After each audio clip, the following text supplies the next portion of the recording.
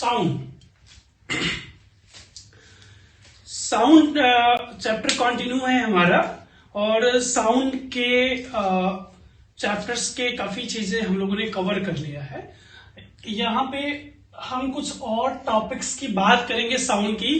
पुराने टॉपिक्स देखने हैं तो इसके जस्ट पीछे वाले वीडियोस में साउंड के 9th और 10th के सिलेबस को ध्यान में रखते हुए पुरानी चीजें मिल जाएंगी।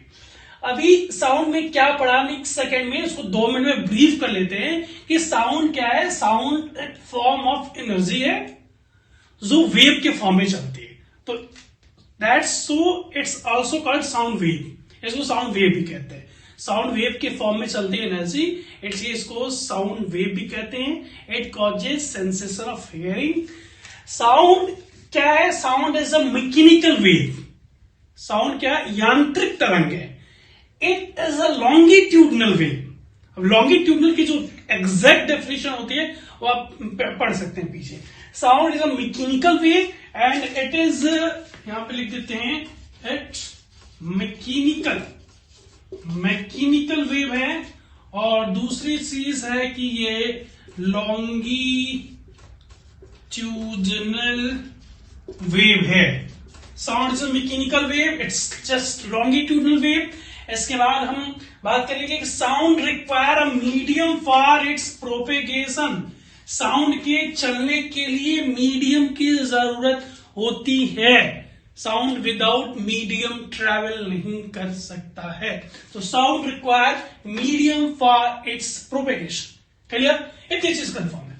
अब अगली चीज है साउंड में, साउंड की जो बेसिक टर्म्स हैं जिसके बारे में हम देख सकते हैं। Amplitude, frequency, time period, wavelength, wave speed, etc। अब यहां पे हम बात कर रहे हैं आज कुछ टर्म्स की जिसको आप बोल सकते हो, साउंड की कुछ बेसिक टर्म्स की बात करेंगे। इंफ्रासोनिक, सोनिक और ultrasonic. Infrasonic, sonic and ultrasonic, ये क्लियर है? ये कॉन्सेप्ट, ये फिजिक्स में हम स्टडी कर रहे हैं, फिर भी वी नीड दिस। 9th में, 10th में, 11th में, 12th में, उसके बाद IIT फिजिक्स जो भी करना है हर जगह ये बेसिक कॉन्सेप्ट है। कोई कुछ भी नहीं पढ़ रहा है, दैनिक जीवन में भी हमको ये चीजें जाननी चाहिए। तो लेट अस कम। इंफ्रासोनिक को क्या बोलते हैं? हिंदी में बोलते हैं अपश्रव्य तरंग। अपश्रव्य तरंग, इसको बोलते हैं श्रव्य तरंग, और इसको बोलते हैं पराश्रव्य तरंग। अच्छा, हिंदी में बात करेंगे तो थोड़ा सा कॉन्सेप्ट इसका क्लियर हो जाता है। श्रव्य तरंग या इंफ्रासोनिक, यानी कि अब एक चीज आप इसमें देखिएगा, इसमें सोनिक वर्ड कॉमन है। सोनिक यहां भी है, सोनिक वर्ड यहां भी है, और सोनिक वर्ड यहां भी है। इसमें श्रव्य यहां भी है, श्रव्य यहां भी है, पराश्रव्य, तो श्रव्य इसमें यहां भी है। 3 चीजों में इसमें सोनिक कॉमन है और इसमें श्रव्य कॉमन है। सोनिक या श्रव्य का मतलब क्या होता है? सोनिक या श्रव्य का मतलब होता है जो सुनाई दे। And we are talking here about human being. हम यहाँ पे ह्यूमन बीइंग के बारे में, मानवों के बारे में, यानी कि आपकी और अपने बारे में बात कर रहे हैं। तो सोनिक का तात्पर्य है यहाँ पे सोनिक या श्रव्य। श्रव्य का मतलब ऑडिबल, जिसको हम सुन सके। ठीक है, तो सोनिक यहां पे अभी होता है कि साउंड क्या है? साउंड हमने बताया कि साउंड एक wave, sound is a wave, sound is form of energy which travelling wave. एक वेव है। वेव की क्या होती है? वेव की फ्रीक्वेंसी होती है। वेव से रिलेटेड जो टर्म होते हैं, amplitude, frequency, time period, wavelength, wave speed इत्यादि हम पढ़े हैं। तो वेव से रिलेटेड क्या चीज क्या होती है? फ्रीक्वेंसी होती है। फ्रीक्वेंसी क्या होती है? डिटेल पढ़ चुके, फिर भी बता रहे। फ्रीक्वेंसी होती है नंबर ऑफ ऑसिलेशन पर सेकेंड। 1 सेकेंड में किया गया ऑसिलेशन। अच्छा, थोड़ा सा 2 मिनट आ जाइए यहाँ पे। साउंड क्या है? वेव है। वेव करती क्या है? वेव का मतलब होता है यहाँ पे मीडियम के पार्टिकल जो होते हैं वो ऐसे ऐसे ऑसिलेशन करते हैं। ये यहां से मान लीजिए कि यहाँ पे ये पार्टिकल है और ये ऑसिलेट कर रहा है, ये यहां से नीचे जाएगा, फिर ऊपर जाएगा, फिर नीचे जाएगा, फिर ऊपर जाएगा, फिर नीचे जाएगा, फिर ऊपर जाएगा। तो ये जहां पे पहले था, इस पोजीशन को हम क्या बोलते हैं? इसको बोलते हैं मीन पोजीशन। ये जो मैक्सिमम जितना गया इधर साइड ऑफ मीन पोजीशन के लेफ्ट या राइट या नीचे या ऊपर किसी भी साइड में जितना मैक्सिमम ट्रेवल करता है, ये इसको बोलते हैं हम एक्सट्रीम पोजीशन। मीन से एक्सट्रीम के बीच की डिस्टेंस हमारी क्या हो जाती है? ये हो जाती है हमारी एम्पलीट्यूड। मीन से एक्सट्रीम के बीच के डिस्टेंस हमारी क्या हो गई? ये हो गई एम्पलीट्यूड। अच्छा, मान लीजिए कि आपका इस पार्टिकल ने ऑसिलेशन इस पॉइंट से इश्यू किया। Let us suppose that this particle started its oscillation at point this, then यहां से ये पूरा यहां तक जाए और वापस यहां आ जाए, यानी कि सारे रास्ते घूम के जब वापस से अपनी जगह पे पहली बार आता है, तो इसको ये बोलते हैं कि इसने वन ऑसिलेशन कंप्लीट कर लिया। ये वैसा ही है जैसे मैदान में आपने यहां से दौड़ना शुरू किया और ये आपका पूरा मैदान है, तो यहां से आप पूरा घूम के यहां आ जाए। यदि आपने यहां से दौड़ना शुरू किया तो यहां से दौड़ के वापस यहां आ जाए। यदि आपने यहां से दौड़ना शुरू किया तो यहां से घूम के वापस आ जाए। जहां से आपने शुरू किया था पूरा पाथ कंप्लीट करने के बाद वापस आप उसी प्लेस पे आ जाते हो। You have return back to your original position, then you have said to be completed one complete running, or the particle is said to be one complete oscillation. ये जहां से अपना वाइब्रेशन शुरू किया था, यदि पूरा पाथ ट्रेवल करने के बाद वापस अपनी उसी पोजीशन को गेन कर रहा है, यहां से यहां आया फिर यहां से होते हुए यहां चला गया, तो इसको बोलेंगे कि ये ऑसिलेशन कंप्लीट कर लिया ए। और ऐसे ऐसे ये मोशन करता रहता है, ऐसे ऐसे ऑसिलेशन करता रहता है। तो ये इसको अब number of oscillation in 1 second, 1 second में मान लीजिए कि यहां पे ये ऑसिलेशन कर रहा था और एक सेकेंड में ये 1 बार 2 बार 3 बार पहुंच गया। यहां से यहां आया, यहां पहुंच गया, फिर यहां आया, फिर यहां पहुंच गया, फिर यहां आया, फिर यहां पहुंच गया। यानी कि 1 सेकेंड में ये 3 टाइम्स ऑसिलेशन कर लिया। ठीक है ना? होता है ना, वो क्लास में सर लगाते हैं कि 5 मिनट में पार्क के 2 चक्कर लगा के दिखाओ, तो यानी कि 5 मिनट में हमने 2 चक्कर कर लिया। सिंपली यहां पे क्या करना, 1 सेकंड में कितनी बार हमने चक्कर लगा लिया, 1 सेकंड में हमने कितने ऑसिलेशन कंप्लीट कर लिए। तो 1 सेकंड में यदि 3 ऑसिलेशन कंप्लीट करते हैं तो इसकी फ्रीक्वेंसी हो जाएगी 3 हर्ट्ज। 3 हर्ट्ज ऑसिलेशन पर सेकेंड बोलिए या उसी को बोलते हैं हर्ट्ज। क्लियर? यानी कि वेव्स की बात हम करेंगे तो वेव से रिलेटेड एक टर्म होगा फ्रीक्वेंसी। वेव से रिलेटेड एक टर्म होगा फ्रीक्वेंसी। क्यों होगा? क्योंकि वेव क्या करती है? ऑसिलेशन करती है, और जहां भी ऑसिलेशन है वहां पे फ्रीक्वेंसी होगी। और फ्रीक्वेंसी की कुछ यूनिट होती है, तो फ्रीक्वेंसी में हर्ट्ज होते हैं। तो अब ये बात कर रहे हैं इंफ्रासोनिक, सोनिक और अल्ट्रासोनिक की।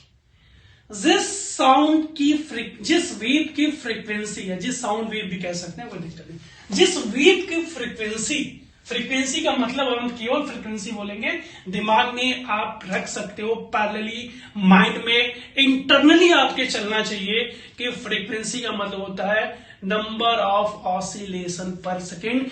1 सेकेंड में जितने ऑसिलेशन, जितने डोलन, जितने वाइब्रेशन, जितने चक्कर कंप्लीट होते हैं उनको हम बोलते हैं एक ऑसिलेशन। तो 1 सेकेंड में जितने हो गए उसको बोलेंगे उसके फ्रीक्वेंसी। एक ऑसिलेशन, एक फ्रीक्वेंसी। ठीक है?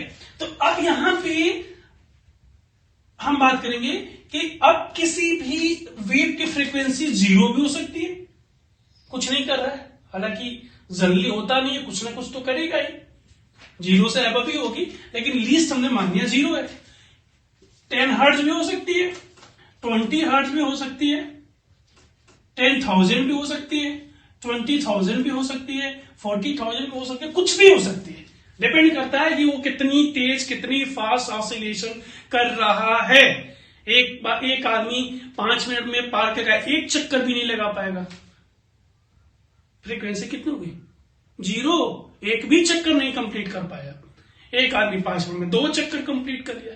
यदि हम 5 मिनट के हिसाब से कैलकुलेट कर रहे हैं तो 5 मिनट में फ्रीक्वेंसी कितनी होगी? उसकी 2 हो गई। एक आदमी 5 मिनट में 4 चक्कर भी लगा रहा है, कोई 6 चक्कर भी लगा रहा है। डिपेंड करता है आपकी कैपेबिलिटी पे, डिपेंड करता है आपकी स्ट्रेंथ पे। तो उसी तरीके से फ्रीक्वेंसी भी कई फैक्टर्स पे डिपेंड करती है जो हम जानते हैं ऑलरेडी। यहां पे बात करेंगे कि किसी वेव की फ्रीक्वेंसी 0 से लेके कुछ भी हो सकती है, 10, 20, 10,000, 20,000, 40,000, 50,000, एनीथिंग। तो अब क्या है कि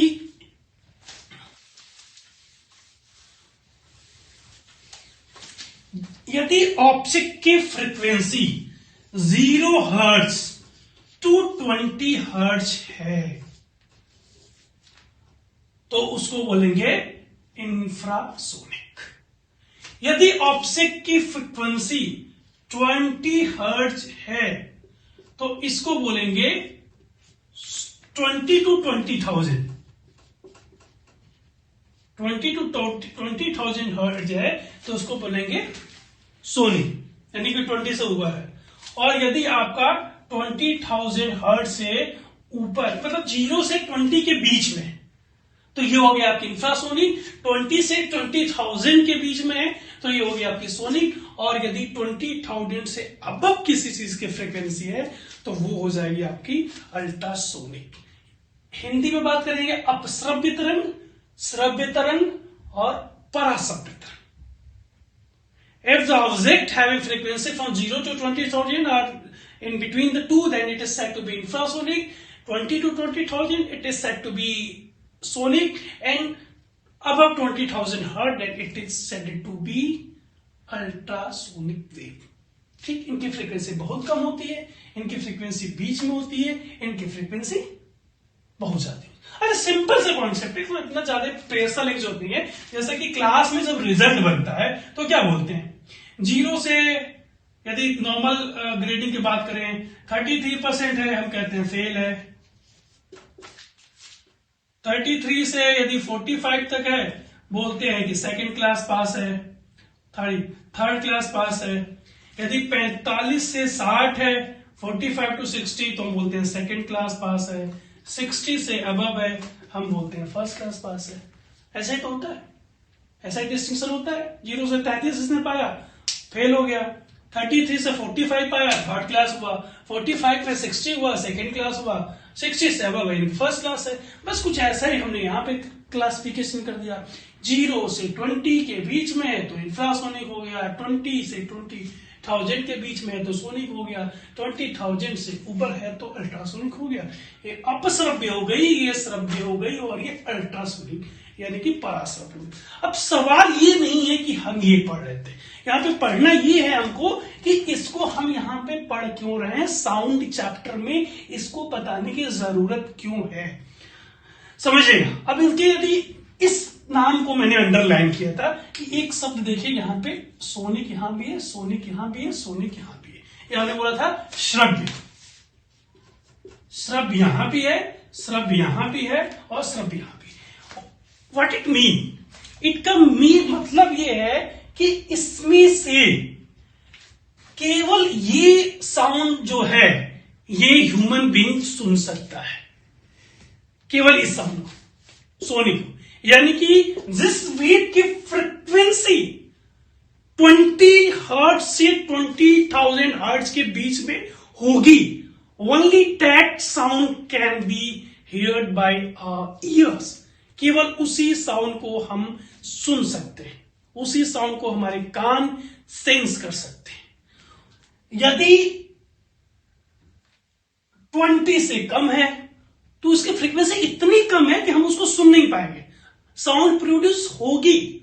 यदि कहीं 20,000 से कम की भी फ्रीक्वेंसी है, साउंड प्रोड्यूस हो रही है, लेकिन हम उस साउंड को सेंस नहीं कर पाएंगे, वो हमें नहीं सुनेंगे। बाकी दुनिया के दूसरे जीव जंतु कई सारे हैं जो सुन सकते हैं, लेकिन हम उसको सुन नहीं सकते।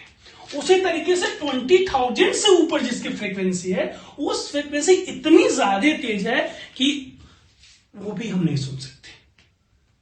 उसका सिंपल सा एक एग्जांपल ले लीजिए कि यदि हम क्रिकेट खेलते हैं तो यदि हम नॉर्मल बैट्समैन हैं तो एक हमारी कैपेबिलिटी होती है कि बहुत ज्यादा स्लो बॉल है, स्पिनर है, वो भी नहीं खेल पा रहे हैं। बहुत फास्ट बॉल आ रही है, वसीम अकरम शोएब अख्तर टाइप का कोई आ गया, वो भी नहीं खेल पाते। बीच वाले हैं, ठीक ठाक कोई मार रहा है, फेंक रहा है, उस टाइप का हम खेल पा रहे हैं। तो उसी तरीके से ये फ्रीक्वेंसी का रेंज जो है वो इतना कम है, it is so minimum, it is so less that we can not hear this.